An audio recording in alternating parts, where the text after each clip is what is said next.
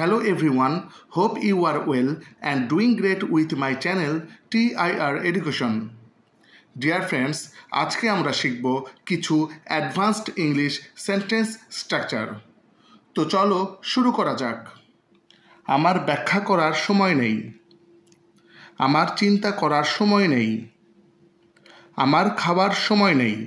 এই ধরনের বাক্যগুলো বলতে হলে স্ট্রাকচারটি হবে I don't have time to plus ভার্বের present form plus other word. আমার কোনো কাজ করার সময় নেই এরূপ বোঝাতে আমরা I don't have time to ব্যবহার করে থাকি। তো চলো আরও কিছু এক্সাম্পল দেখে নেওয়া যাক। আমার ব্যাখ্যা করার সময় নেই। I don't have time to explain. I don't have time to explain. আমার চিন্তা করার সময় নেই। I don't have time to think. I don't have time to think. আমার খাওয়ার সময় নেই। I don't have time to eat. I don't have time to eat. আমার বেড়াতে যাওয়ার সময় নেই। I don't have time to travel. I don't have time to travel. আমার টিভি দেখার সময় নেই। I don't have time to watch TV. I don't have time to watch TV. Dear friends, এখন আমরা এর পরের স্ট্রাকচারটিতে চলে যাব। আমার কোনো বন্ধু ছিল না। তার কোনো বাড়ি ছিল না। তাদের কোনো জমি ছিল না। এই ধরনের বাক্যগুলো বলতে হলে স্ট্রাকচারটি হবে subject plus had no plus other word. তার বা আমার কোনো কিছু ছিল না বোঝাতে হ্যাড নো ব্যবহার করতে হয়। তো চলো কিছু উদাহরণ দেখে নিয়ে। আমার কোনো বন্ধু ছিল না। I had no friend. I had no friend. তার কোনো বাড়ি ছিল না। He had no house. He had no house. তাদের কোনো জমি ছিল না। They had no land. They had no land. তার কোনো ভাই ছিল না। He had no brother. He had no brother. তাদের কোনো অহংকার ছিল না। They had no pride. They had no pride. Friends, now it's your time. এখন এই দুইটি স্ট্রাকচার হতে তোমাদের প্র্যাকটিসের জন্য দুইটি সেন্টেন্স দেয়া হলো। আমার বাজারে যাওয়ার সময় নেই। তার কোনো অজুহাত ছিল না। এই দুটি বাক্যের ইংরেজি কী হবে তা তোমরা কমেন্ট করে জানাও। ডিয়ার ফ্রেন্ডস, এরপর আমরা একটি গুরুত্বপূর্ণ স্ট্রাকচার শিখব, যেমন আমি কলেজের দিকে যাচ্ছি। তারা জাদুঘরের দিকে যাচ্ছে। সে রেল স্টেশনের দিকে যাচ্ছে। এই ধরনের কথাগুলো বলতে হলে আমাদের স্ট্রাকচারটি হবে subject plus am is are plus going towards plus other word. এখানে এম ইজ আর বসবে সাবজেক্ট অনুসারে। ফ্রেন্ডস, কেউ কোনো কিছুর উদ্দেশ্যে বা দিকে যাচ্ছে, একটা দিকে যাচ্ছে এরূপ বোঝাতে আমরা গোয়িং টু ওয়ার্ডস ব্যবহার করে থাকি। তো চলো আরও কিছু এক্সাম্পল দেখে নেই। আমি কলেজের দিকে যাচ্ছি। I am going towards college.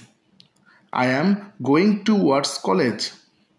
তারা জাদুঘরের দিকে যাচ্ছে। They are going towards museum. They are going towards museum. সে রেল স্টেশনের দিকে যাচ্ছে। He is going towards railway station. He is going towards railway station. Rana movie থিয়েটারের দিকে যাচ্ছে।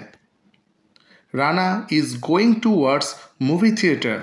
Rana is going towards movie theatre. আমি বাজারের দিকে যাচ্ছি। I am going towards market.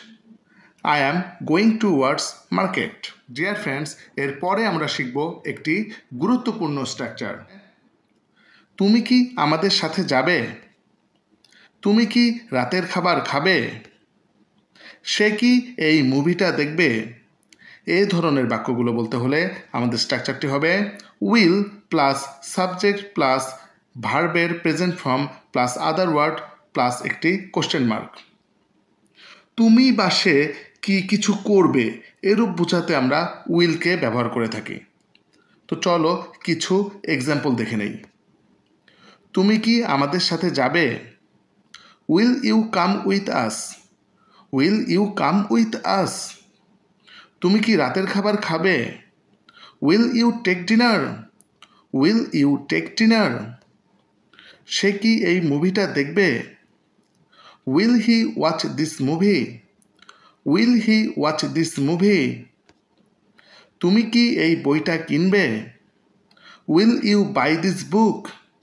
Will you buy this book? সে কি বাজারে যাবে? Will he go to market? Will he go to market? Dear friends, now it's your time.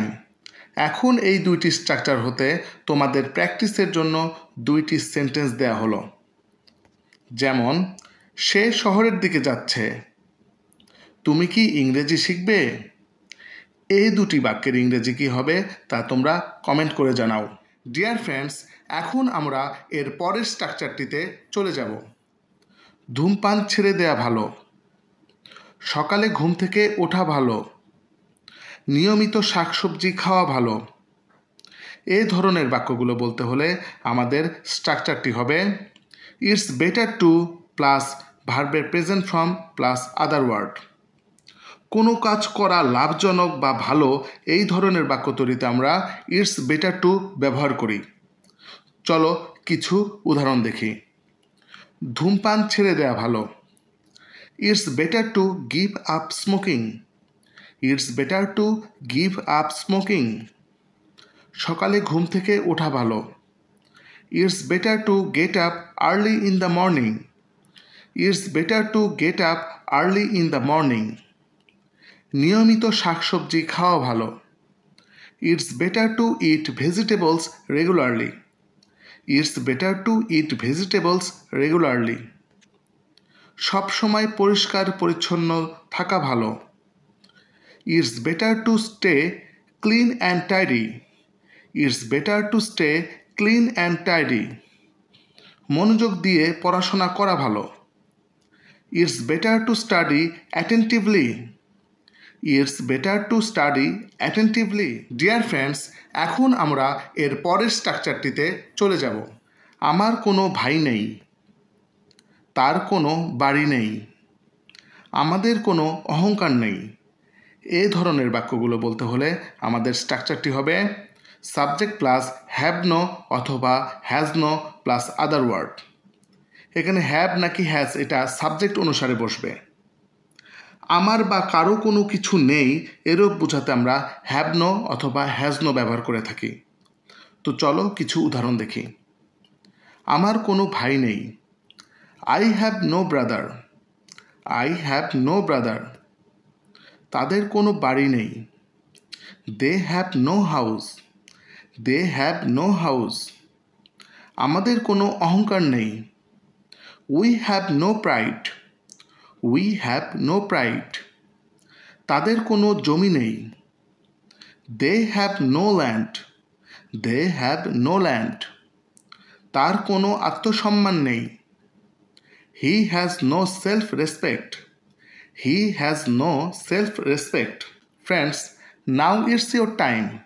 এখন এই দুইটি স্ট্রাকচার হতে তোমাদের প্র্যাকটিসের জন্য দুইটি সেন্টেন্স দেয়া হলো। প্রতিদিন ব্যায়াম করা ভালো। আমার কোনো বন্ধু নেই। এই দুটি বাক্যের ইংরেজি কী হবে তা তোমরা কমেন্ট করে জানাও। ডিয়ার ফ্রেন্ডস, এরপর আমরা একটি গুরুত্বপূর্ণ স্ট্রাকচার শিখব। আপনি কি নিশ্চিত যে সে আসবে না? তুমি কি নিশ্চিত যে এই কলমটি তোমার? আপনি কি নিশ্চিত যে সে আগামীকাল আসবে? এই ধরনের বাক্যগুলো বলতে হলে আমাদের স্ট্রাকচারটি হবে are you sure plus sentence plus একটি কোশ্চেন মার্ক। আপনি বা তুমি কি নিশ্চিত, কোনো কিছু কি নিশ্চিত এরূপ বোঝাতে আমরা আর ইউ শিওর ব্যবহার করে থাকি। তো চলো কিছু উদাহরণ দেখি। আপনি কি নিশ্চিত যে সে আসবে না? Are you sure he won't come? Are you sure he won't come? আপনি কি নিশ্চিত যে আপনি আমাদের সাথে যাচ্ছেন না? Are you sure you are not going with us? Are you sure you are not going with us? আপনি কি নিশ্চিত যে তার নাম Raju? Are you sure his name is Raju? Are you sure his name is Raju? আপনি কি নিশ্চিত যে সে আগামীকাল আসবে? Are you sure he will come tomorrow? Are you sure he will come tomorrow? তুমি কি নিশ্চিত যে এই কলমটি তোমার? Are you sure this pen is yours? Are you sure this pen is yours? Dear friends, এরপরে আমরা শিখব একটি গুরুত্বপূর্ণ স্ট্রাকচার। নিজে শিখুন, অন্যকেও শিখতে দিন। নিজে যাও, অন্যকেও যেতে দাও। নিজে করো, অন্যকেও করতে দাও। এই ধরনের বাক্যগুলো বলতে হলে স্ট্রাকচারটি হবে ভার্বের present form plus let plus আবারও ভার্বের প্রেজেন্ট ফর্ম।